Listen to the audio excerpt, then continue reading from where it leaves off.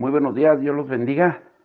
Bueno, vamos a continuar hablando durante esta semana acerca de la gloria de Dios. Y si fueron muy atentos el domingo en la predicación acerca de la gloria de Dios, nos damos cuenta que viviendo fuera del ambiente en el cual el propósito de Dios fue crearnos para que viviéramos en el ambiente de su gloria, cuando el ser humano o la vida de los seres humanos en la tierra bajo la maldición del pecado viven separados de la gloria de Dios, pierde su relación con Dios, pero también pierde el potencial de vida en su gloria y estamos abandonados ahora sí que a nuestra propia suerte, sin dirección del Espíritu Santo. Por eso uno de los versículos más tristes de la Biblia sería Romanos 3:23, por cuanto todos pecaron y están destituidos de la gloria de Dios. Todos pecamos y el pecado nos separa de la gloria de Dios. Literalmente nos aparta de ese ambiente por el cual fuimos creados. En primera de Samuel 4:21 dice, y llamó al niño Icabod, diciendo, traspasada es la gloria de Israel por haber sido tomada el arca de Dios y por la muerte de su suegro y de su marido. La pérdida de la gloria de Dios en la tierra fue una tragedia. Y la podemos ver gráficamente en el recuento de la muerte de Elí, el sumo sacerdote y juez de Israel. Elí juzgó a Israel durante 40 años y vivió en Silo, donde el tabernáculo, que era el centro de adoración, estaba localizado. Y al enterarse de que el arca del pacto, el lugar donde la presencia de Dios se manifestaba, había sido tomada por los filisteos, quienes eran enemigos de los israelitas, dice la Biblia que Elí cayó hacia atrás y se desnucó. Y cuando la nuera de Elí se enteró de la muerte del sacerdote y la muerte de su esposo también a mano de los filisteos, entró en un parto prematuro y dio a luz a un hijo antes de morir. Ella llamó a su hijo Icabod, diciendo, traspasada es la gloria de Israel. En hebreo la palabra Icabod significa sin gloria. Y la gloria manifestada de Dios se fue de Israel cuando el arca fue tomada. Silo, que hasta ese momento era el centro de la adoración hebrea, nunca más pudo recuperar esa distinción. Lo mismo, como veíamos el domingo, sucedió con Adán y Eva cuando pecaron, fueron destituidos, separados de la presencia de Dios y echados fuera del jardín del Edén. Ahora es triste cuando la presencia de Dios se aleja y es todavía más lastimoso y lamentable observar cómo los creyentes, las iglesias y los ministerios de hoy sobreviven sin ella, teniendo solo una apariencia de santidad y de piedad. Por fuera todo parece estar bien, pero la verdad es que la presencia de Dios ya no habita dentro. Cuando vemos una iglesia en la cual nadie recibe salvación, donde nadie recibe liberación, donde el pueblo no cambia ni es transformado, donde la santidad no es fomentada, donde los milagros y la sanidad y el poder de Dios no existen y donde la presencia de Dios ya no es evidente, quiere decir que ese lugar está sin gloria y eso equivale a muerte. La Biblia dice en segunda de Pedro 3:9, el Señor, no queriendo que ninguno perezca, Dios proveyó un camino por el cual podemos ser restaurados a Él y a su gloria. E implementó un plan de acción para rescatarnos que incluía, número uno, enviar a su Hijo Jesucristo a nacer y crecer en la tierra como un hombre para que viviera una vida completamente libre de pecado. Y número dos, al morir en la cruz como nuestro sustituto, Jesús tomó el castigo por nuestros pecados. Número tres, al ser levantado de entre los muertos y ascender al cielo, Jesús conquistó el pecado y la muerte. Con el derramamiento de su sangre, Jesús redimió a la humanidad del pecado y la enfermedad, y con su resurrección nos dio acceso a la vida eterna. El objetivo final del sacrificio de Jesús fue restaurar a la humanidad al ámbito de la gloria de Dios, para el cual fuimos creados.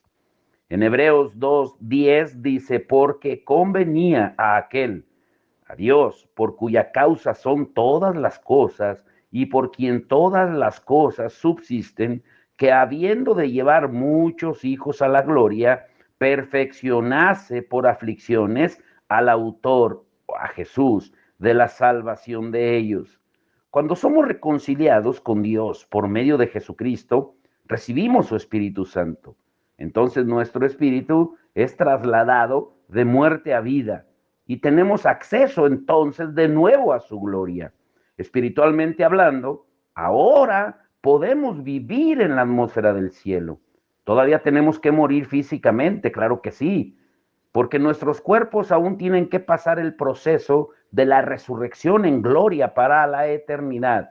Y ese es un evento que tomará lugar cuando Jesús regrese. En 1 Corintios 15, 42 al 45 pueden leerlo.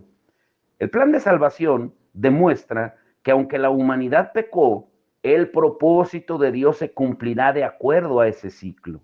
La gloria de Dios estuvo presente en el principio de la creación y se manifestará poderosamente en los últimos días. Y lo veremos en nuestro tiempo y seremos retornados a vivir en su presencia. La obra redentora de Jesús nos permite acercarnos, caminar hacia y vivir nuevamente de acuerdo con la gloria de Dios en espíritu, alma y en gran medida en cuerpo. Y esto no será fácil, pero si creemos y perseveramos, iremos, como dice su palabra, de gloria en gloria, como dice 2 Corintios 3:18, iremos siendo transformados día a día de gloria en gloria. Su gloria de Él está en nosotros. La sangre redentora de Jesús nos da acceso al Padre y nuevamente nos conecta con su presencia, mientras nuestros cuerpos esperan ser completamente redimidos de la muerte. Y esto es importante que tú y yo lo sepamos y que cada día nos lo recordemos a nosotros mismos. Somos portadores de la presencia de Dios por su Espíritu que mora en nosotros. Por eso a mí me gusta mucho la escritura que ya les hemos comentado, que fue la que transformó literalmente mi vida hace 30 años. 1 Corintios 3, 16, 17, cuando dice que no se han dado cuenta que su cuerpo es el templo del Espíritu Santo, que Él habita en él y que el que destruya el templo, el cuerpo que es de Él, Dios le destruirá a Él.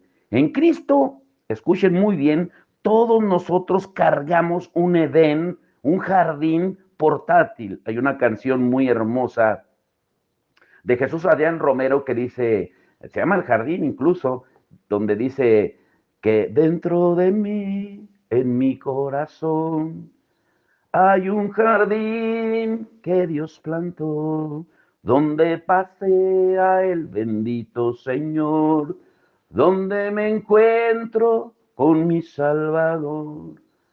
Y dice más adelante, quiero cuidar ese jardín. En otras palabras, Dios quiere que vayamos llevando su gloria por medio de su Espíritu que mora en nosotros. Tenemos acceso a nuestra atmósfera original por medio de la sangre de Jesús. Cuando permanecemos en nuestra verdadera atmósfera, en nuestro verdadero ambiente, porque ese va a ser el ambiente eterno en el cual vamos a vivir por la eternidad. Es cuando tenemos una vida verdadera. Por eso Jesús dijo en Juan 14:6, yo soy el camino y la verdad y la vida. La gloria de Jesús es la que nos los revela. Y también Jesucristo dice en Juan 15:5, y el que permanece en mí y yo en él, este lleva mucho fruto, porque separados de mí, nada podéis hacer.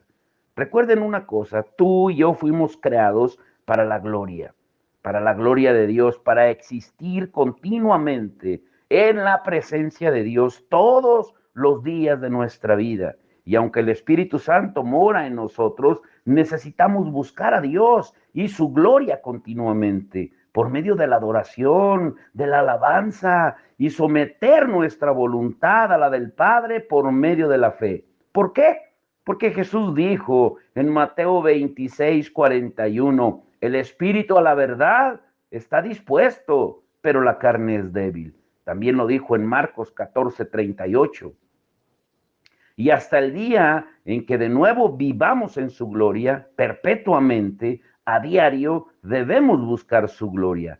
Por eso yo te quiero exhortar hoy a que te comprometas a alabar, a adorar a Dios por un tiempo determinado cada día para generar, para crear una atmósfera de gloria. Prepara tus oídos para escuchar su palabra, porque Dios desea hablarte desde la nube de gloria que se genera por su adoración. Por eso, ahora tal vez entiendas un poco mejor que el único tipo de persona que Dios busca, dice Juan 4, 23 y 24, son adoradores. ¿Por qué adoradores? En espíritu y en verdad. Por lo que acabamos de decir, porque la atmósfera de la gloria de Dios se genera a través de la adoración. Ahora, si te es difícil aceptar a Dios como tu Padre y verte como su Hijo amado, pídele al Espíritu Santo que te revele mientras meditas en las Escrituras,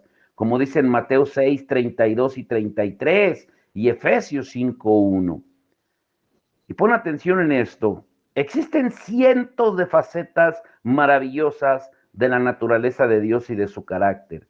Asimismo, hay numerosos aspectos de la gloria de Dios, pero Él desea mostrarnos esas dimensiones de su gloria en la tierra a todos a quienes le amamos y le servimos. Ahora, ¿dónde crees tú que Dios manifiesta su gloria? ¿Mm? Yo he encontrado que el pretexto más común que suele escucharse entre las personas que no se congregan en una iglesia es que Dios está en todas partes. Yo no necesito ir a cierto lugar, yo no necesito ir a la iglesia. O sea, a ellos no les interesa asistir a una iglesia, ni les interesa qué religión siguen, porque para ellos, si Dios está donde quiera, pues entonces un lugar específico o una afiliación religiosa pues les tiene sin cuidado. Y ciertamente tienen parte de razón, porque Dios es omnipresente. Él está en todo lugar al mismo tiempo. Pero sin embargo, su gloria no se manifiesta en todo lugar, porque generalmente Él solo la manifiesta en medio de dos situaciones, donde el pueblo le adora en espíritu y en verdad. Como dice el Salmo 22:3, y donde Él es continuamente honrado y revelado. Por eso Jesucristo dijo en Mateo 18:20, que donde hay dos o tres reunidos en su nombre, honrándolo a Él, ahí Él se revela. En el Antiguo Testamento vemos la gloria de Dios manifestarse entre el pueblo hebreo e israelita, pero en el Nuevo Testamento vemos su gloria manifestarse tanto entre los judíos como entre los gentiles, o sea, los que no eran judíos, que somos nosotros, los que creemos en su Hijo, Jesucristo. El pueblo de Dios experimentó la manifestación de la gloria de Jesús muy cerca. A menudo aparecía en forma de nube, la cual se conocía como la Shekinah. Shekinah es el vocablo hebreo para referirse al lugar donde Dios habita o al lugar donde Dios descansa. Shekinah describe la presencia eminente de Dios que trasciende el ámbito espiritual y se manifiesta en el mundo físico. La Shekinah está relacionada con la actividad más cercana e íntima de Dios. El esplendor del Señor mientras Él está presente en el ahora, en acción y permitiendo que otros le conozcan. Dios está en todas partes, pero su presencia no se manifiesta en todo lugar. Te lo diré de nuevo. Dios está en todas partes, pero su presencia no se manifiesta en todo lugar.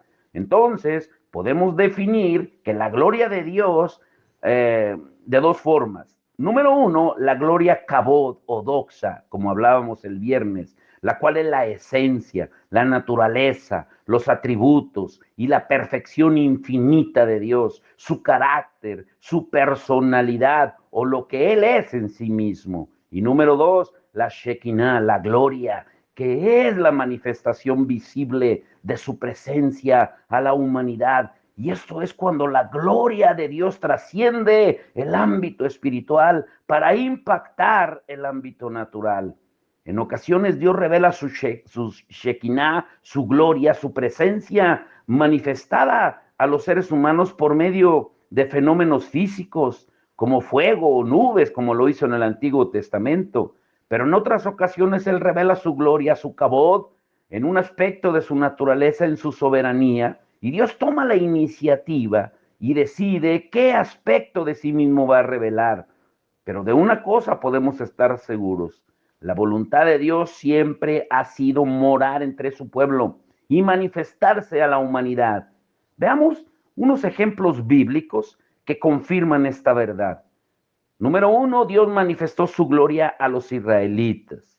En Éxodo 19:16 dice: aconteció que al tercer día, cuando vino la mañana, vinieron truenos y relámpagos y espesa nube sobre el monte, y sonido de bocina muy fuerte, y se estremeció todo el pueblo que estaba en el campamento. Este pasaje muestra que cuando la gloria de Dios se manifestó en los días del Antiguo Testamento, un fenómeno físico estaba presente. Su presencia era tangible, o sea, era percibida por los sentidos. Todos lo veían, todos la percibían y sus vidas fueron transformadas. Y de manera similar, Dios manifestó su santidad y su gloria con manifestaciones físicas al profeta Isaías, cuando dice en Isaías 6, del 1 al 4, que Isaías de repente, él vio la gloria de Dios y sus faldas que llenaban el templo y serafines que volaban con 6 alas, con 2 alas tapaban su rostro, con 2 volaban y con 2 cubrían sus pies, y cantaban y adoraban: santo, santo, santo, Jehová de los ejércitos. Uy, esto es hermoso. Y también vemos que cada vez que Dios se manifestaba, le hablaba al pueblo. Si ocurre una manifestación de Dios y no escuchamos su voz de alguna manera, pues entonces solo estamos siendo espectadores y no participantes. Pero si Dios te habla y tú recibes lo que Él está diciendo, sus palabras se van a establecer en tu interior. Algunas veces Dios le habla a personas como a Moisés a través de la zarza ardiente, o como lo hizo con Pablo en el camino a Damasco. Otras veces Dios le habla a más de una persona, como ocurrió con Pedro, con Santiago y Juan, cuando Jesús se transfiguró enfrente de ellos, en Éxodo 3 del 1 al 2, en Hechos 19 del 1 al 8, Lucas 9, 28 al 35. Cuando Dios nos habla, Él puede hacerlo de forma audible o puede hablar a nuestro corazón. Y número 2, Dios manifestó su gloria a través de su Hijo Jesucristo. Uy, esto es poderoso. La máxima expresión de la manifestación de la gloria de Dios en el mundo ocurrió cuando envió a su Hijo Jesucristo a la tierra para convertirse en nuestro Salvador. En Hebreos 1, del 1 al 3 dice: Dios habiendo hablado, muchas veces y de muchas maneras en otro tiempo a los padres por los profetas. Aquí se refiere a todo lo del Antiguo Testamento. En estos postreros días, o sea, en estos tiempos, nos ha hablado por el Hijo, a quien constituyó, hizo heredero de todo, y por quien asimismo hizo el universo, el cual, siendo el resplandor de su gloria y la imagen misma de su sustancia, y quien sustenta todas las cosas con la palabra de su poder, habiendo efectuado la purificación de nuestros pecados, por medio de sí mismo, se sentó a la diestra de la majestad de las alturas. Jesús habló la palabra de Dios y Él es la palabra de Dios. Lean Juan 1:1. En el principio era el verbo y el verbo era Dios. Y Él dijo lo siguiente en Juan 10:30: yo y el Padre somos uno. Y también dijo en Juan 10:38, el Padre está en mí y yo en el Padre. Juan 14:9 al 10, el que me ha visto a mí, ha visto al Padre. El Padre que mora en mí, Él hace las obras. Jesús nos llevó a conocer al Padre por medio de su carácter, virtudes y comportamientos. O sea, ver a Jesús equivale a ver el esplendor y la imagen del Padre. Por eso no pueden estar separados el Padre, ni el Hijo, ni el Espíritu Santo. Su sustancia, su esencia, era su gloria. Y escucharlo hablar era lo mismo que escuchar al Padre. Jesús es la más alta expresión de Dios a la humanidad, la completa revelación y manifestación de la gloria del Padre. Después de la ascensión de Jesús al cielo, el apóstol Juan recibió una revelación de la gloria de Dios similar a la revelación que recibió Isaías, viendo el trono de Dios. Y esto demuestra que Dios es poderoso y eterno. Vean Apocalipsis 4:8 y también cómo revela la majestad de Jesús en Apocalipsis 1:13 al 16. Jesús fue proclamado como el único Dios vivo y verdadero, que continúa haciendo milagros entre su pueblo. Su poder no se le ha acabado. La gloria es Dios en acción. Por eso debe ser revelada, para que traiga sanidad, para que traiga restauración a las familias. Yo me gocé con las madres nuevas que fueron el domingo, de cómo se fueron bendecidas por el poder de Dios manifestado en sus vidas. Y yo estoy seguro que se fueron diferentes a como vinieron, porque se podía ver sus rostros, cómo llegaron cansadas, cargadas, atribuladas, pero cuando se fueron con el gozo en su rostro. Eso es el poder de Dios, eso es la gloria de Jesucristo. Necesitamos entender que ese mover, ese avivamiento, ese derramamiento del Espíritu Santo no descansa ni está solamente sobre una persona en particular, sino sobre la revelación de la gloria de Dios que es recibida e impartida, o sea, comunicada al pueblo de Dios y recibida por fe. Por eso Jesucristo dijo algo muy, muy importante. Él dijo en Marcos 16:17, estas señales seguirán a los que creen. En mi nombre echarán fuera demonios y sanarán enfermos y hablarán nuevas lenguas. Imagínense las señales poderosas que nos da el poder y la autoridad de Jesús, su gloria manifestada. Ahora, hay un versículo poderoso en Éxodo 33:18, cuando Moisés dijo, te ruego que me muestres tu gloria. Esto es tremendamente poderoso. ¿Mm? Moisés sabía que él no podía hacer nada sin la gloria del Señor. ¿Mm? Moisés, David y otros patriarcas desearon experimentar la gloria de Dios, su presencia. Hoy cada uno de nosotros somos candidatos a experimentar su gloria. Por eso Jesucristo dijo, les conviene que yo me vaya, porque si no me voy, no puede venir el Espíritu Santo. Su gloria que está en todas partes. Moisés sabía que la gloria de Dios era más que un concepto teológico, más que solamente palabras o teoría. Y por eso le pidió a Dios que le mostrara su gloria, el aspecto más íntimo de su naturaleza. Y de hecho, primero Dios le mostró su gloria a Moisés y después le dio la ley. Lean Éxodo 33:19 al 34:28. Y ahí nos daremos cuenta que lo primero que el Señor le mostró a Moisés fue la gloria y después vino la ley. Esto tiene gran significado. Ahora, escuchen muy bien esto. Si recibimos una revelación genuina de Dios, pero fallamos en obedecerla o en tomar acción, eso nos va a llevar a la religiosidad. En Primera de Juan, capítulo 2, dice que los que conocen a Dios son los que obedecen sus mandamientos. Sin una continua revelación de la gloria de Dios, inevitablemente tarde o temprano nos quedaremos estancados, en nuestros hábitos y nos convertiremos en odres viejos, como dice Lucas 5:37.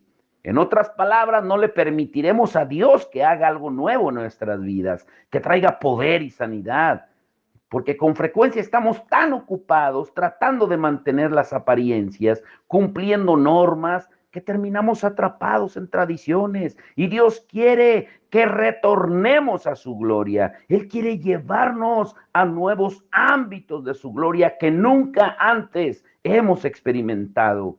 Cuando la presencia de Dios se manifiesta, suceden transformaciones radicales en la vida de las personas. Jesús no ha cambiado, dice Hebreos 13:8, que Jesucristo es el mismo de ayer, de hoy y por siempre. Él continúa transformando vidas y haciendo milagros. Él no ha cambiado, Él sigue siendo el mismo. Por eso cuando alguien dice que es cristiano, pero su vida continúa igual, es porque no ha tenido una revelación verdadera de la gloria de Dios, de la gloria en su vida. Yo quiero preguntarte, ¿estás experimentando la gloria de Dios en tu vida? Para que tú puedas experimentar la manifestación de la gloria de Dios, necesitas tener revelación de lo que es. Y al encontrarte con la presencia de Dios, es cuando tú serás verdaderamente cambiado, transformado y encendido por una pasión espiritual. No te quedes en el mismo lugar, en el mismo sitio. Dios tiene más de lo que tú pudieras estar experimentando en este momento. Por eso, mantén un diario de tus experiencias con el Señor. Cuando escuches el devocional, ten una libreta donde apunte lo que Dios te hable a través de su palabra. Comparte tu testimonio y ve cómo se va a convertir en un arma de evangelismo sobrenatural que te va a permitir alcanzar a otros para Cristo por medio del poder y la gloria de Dios. Apocalipsis 12:11 dice que nosotros hemos vencido por medio de la palabra del testimonio y la sangre del Cordero, y que hemos menospreciado nuestras vidas hasta la muerte. Ahora, tienes que darte cuenta que estamos viviendo tiempos en que el conocimiento natural ha aumentado. Hoy toda la gente le busca raciocinio, lógica, los estudiantes jóvenes ni se diga. Ellos quieren todo encontrarle lógica de por qué el universo y quién hizo a Dios. Y han llegado hasta, perdón por la palabra, hasta esa blasfemia de buscar a ver quién hizo a Dios. Dios es el principio y el fin. Él no fue creado. Él es el creador de todo. Pero vivimos en tiempo donde los nuevos descubrimientos científicos y tecnológicos, las innovaciones, se están desarrollando, donde se están descubriendo tratamientos para muchas enfermedades y donde nuevas ideas y creaciones en diversas áreas del quehacer humano están surgiendo. Y en estos tiempos, Dios también está revelando áreas de su conocimiento, porque Dios nunca ha querido ser un misterio para su pueblo y a través de los tiempos ha manifestado su naturaleza y su poder de diferentes formas. Por eso tenemos la palabra de Dios. Y en esta nueva etapa de su plan para la humanidad, Dios ha comenzado a revelar su gloria a esta generación. El domingo hablamos de que nuestros hijos, los jóvenes, necesitan ver el poder de Dios actuar para que eso los motive a buscar al Señor. Los apóstoles y profetas de la Biblia hablaron de esta generación. Por ejemplo, el apóstol Pedro escribió en Primera de Pedro 1:10, los profetas que profetizaron de la gracia destinada a vosotros, inquirieron, investigaron y diligentemente indagaron acerca de esta salvación. Ahora, quiero preguntarte, ¿qué es revelación? ¿Qué ministerios en el cuerpo de Cristo están llamados a restaurarse? ¿Cómo hacer la transición? O sea, ¿cómo pasar de la doctrina solamente de la teoría cristiana a la revelación, al poder de Dios? ¿Cómo la revelación se relaciona con la manifestación de la gloria de Dios? y cómo evitar los extremos y los abusos en las manifestaciones, porque hay. Primero, entiende esto, es, la sustancia del devocional de hoy. Hay dos tipos de conocimiento. Y para entender qué es una revelación, primero necesitamos distinguir entre dos tipos de conocimiento. El domingo hablábamos acerca del conocimiento y de la sabiduría y que unidos nos dan la revelación. Pero vamos a indagar un poco más profundo acerca del conocimiento. El conocimiento que viene por nuestros sentidos físicos y el conocimiento revelado. Número uno, conocimiento mental de los sentidos, el sensorial, el natural, el donde usamos los sentidos, el oír, el mirar, el gustar, el oler, el palpar. El primer tipo es el conocimiento, llamémosle científico, teórico y práctico, que viene por medio de los sentidos naturales, el ver, oír, palpar, oler y gustar. Y es información o datos que vamos almacenando en nuestra mente, que son adquiridos y los implementamos en el mundo natural. El conocimiento mental, sensorial, natural, de los sentidos, se debe buscar. Es un acto que demanda aprendizaje y disciplina. Pero la gente que solo vive conforme a este tipo de conocimiento, muchas veces razona de la siguiente forma: creo en lo que veo, oigo en lo que toco, en lo que huelo y gusto. Creo en las cosas materiales porque pueden ser entendidas con los sentidos. No creo en Dios porque no puedo verlo físicamente y porque Él no me habla. Uy, pero escuchen y grábenselo. Los milagros están fuera del ámbito del conocimiento mental, sensorial o natural, y la ciencia no los puede explicar. No podemos conocer a Dios por medio de información sensorial, aunque esa información es vital para habitar en la dimensión natural de la tierra, porque Dios creó la dimensión terrenal y se manifiesta en ella, aunque Él no pertenece a ella, porque Él está más allá. Y número dos, el conocimiento espiritual, el que es revelado o la revelación. El segundo tipo de conocimiento es este. En Romanos 6, 25 al 26 dice: y al que puede confirmaros según la revelación del misterio que se ha manifestado oculto desde tiempos eternos, pero que ha sido manifestado ahora. En esta escritura, la palabra revelación viene del vocablo griego apocalipsis o apocalipsis, que significa revelar, quitar la cubierta, descubrir o manifestar algo que estaba escondido. El conocimiento revelado viene directa o indirectamente del Espíritu Santo de Dios al espíritu de una persona. No viene a la mente ni a los sentidos. Por ejemplo, lean Mateo 16, 15 al 17. No requiere tiempo de aprendizaje porque es dado instantáneamente. Se manifiesta en un abrir y cerrar de ojos. No se puede buscar en un libro ni en otra fuente de información. Es algo que solamente viene a ser revelado por el Espíritu Santo. Ahora, la revelación es un fragmento del conocimiento divino que previamente no era conocido por la persona que la recibe. Por ejemplo, una palabra de ciencia, como dice Primera de Corintios 12:8, es una pequeña porción del completo conocimiento de Dios dado por el Espíritu Santo en un instante. En el cielo, escúchenlo bien, las cosas no se aprenden, simplemente son reveladas o conocidas.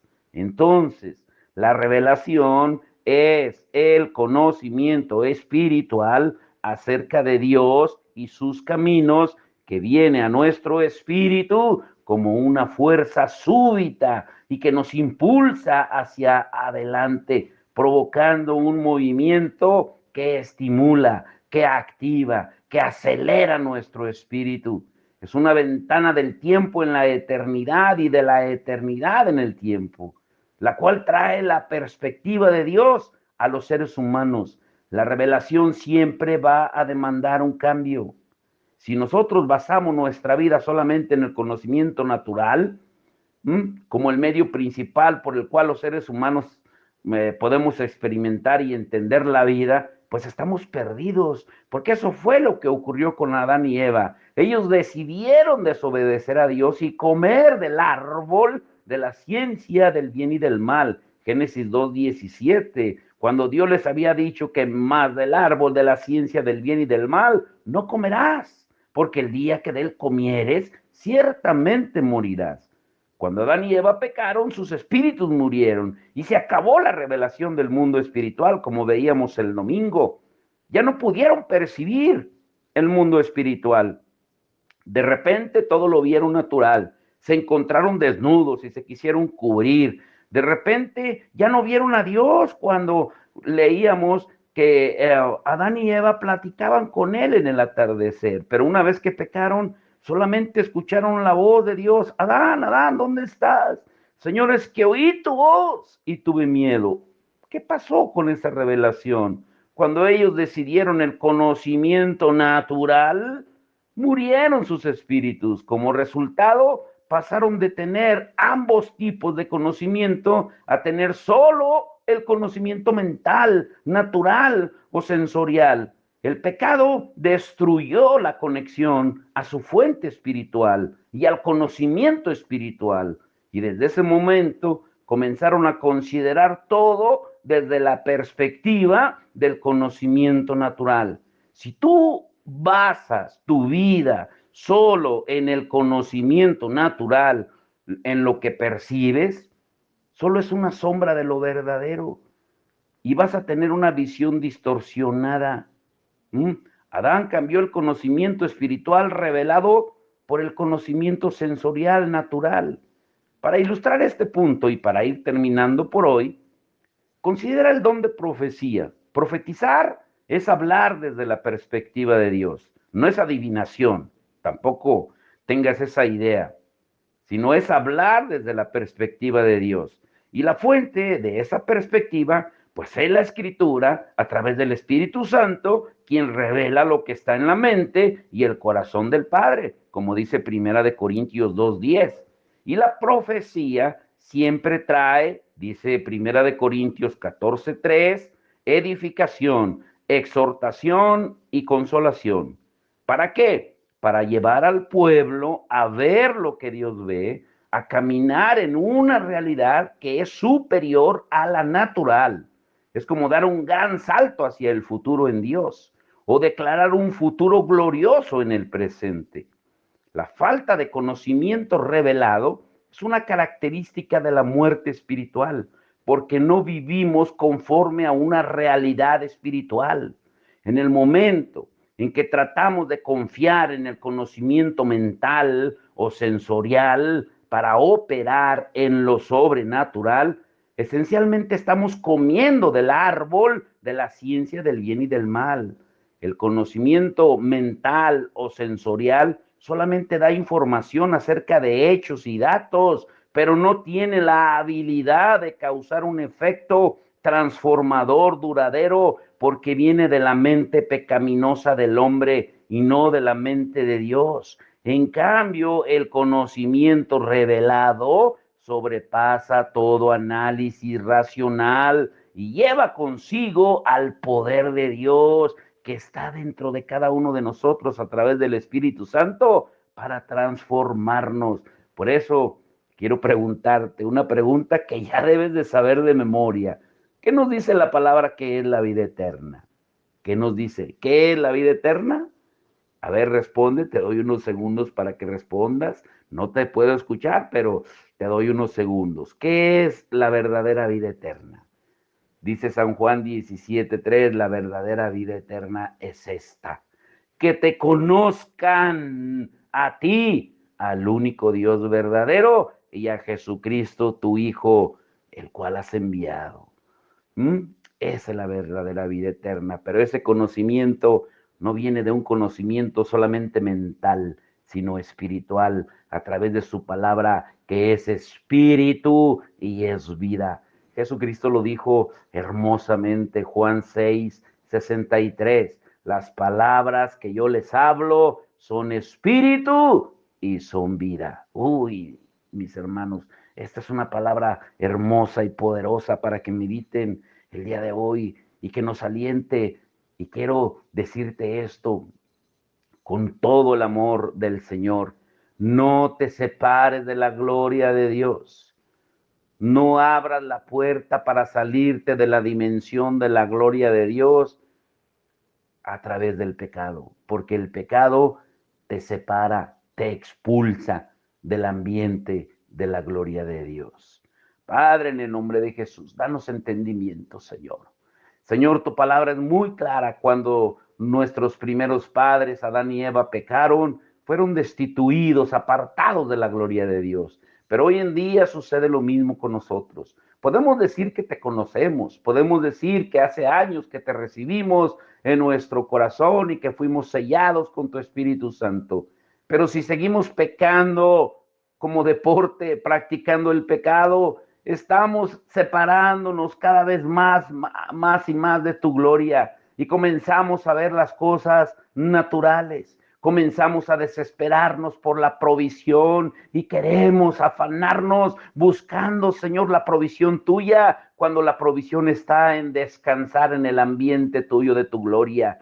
Queremos, Señor, tomar las armas en nuestras manos para vengarnos cuando estamos lejos de la dimensión de tu gloria. Cuando permanecemos en esa dimensión de tu gloria, Señor, nos damos cuenta que el perdonar nos trae liberación y sanidad también a nosotros. Señor, que podamos tener esa revelación de vivir en el ámbito de tu gloria. Ábrenos los ojos de nuestro espíritu durante esta semana, Señor, para poder ver más allá, no ver con los ojos naturales, sino ver como tú ves. Tú ves, Señor, de una manera diferente, no lo enseñaste. Por eso, cuando tú viniste a la tierra, lo primero que empezaste a hacer fue a mostrar el mundo espiritual, el mundo verdaderamente, el que es eterno, Señor, porque todo lo demás, lo material, tiene una fecha de caducidad. Nosotros mismos tenemos fecha de caducidad, somos perecederos en cuerpos perecederos, porque lo único inmortal es nuestro espíritu y nuestra alma, pero es lo que más descuidamos. Ayúdanos a entenderlo y a ponerlo por obra, Señor. En el nombre de Jesús te damos toda la gloria y toda la honra, Señor. Amén y amén.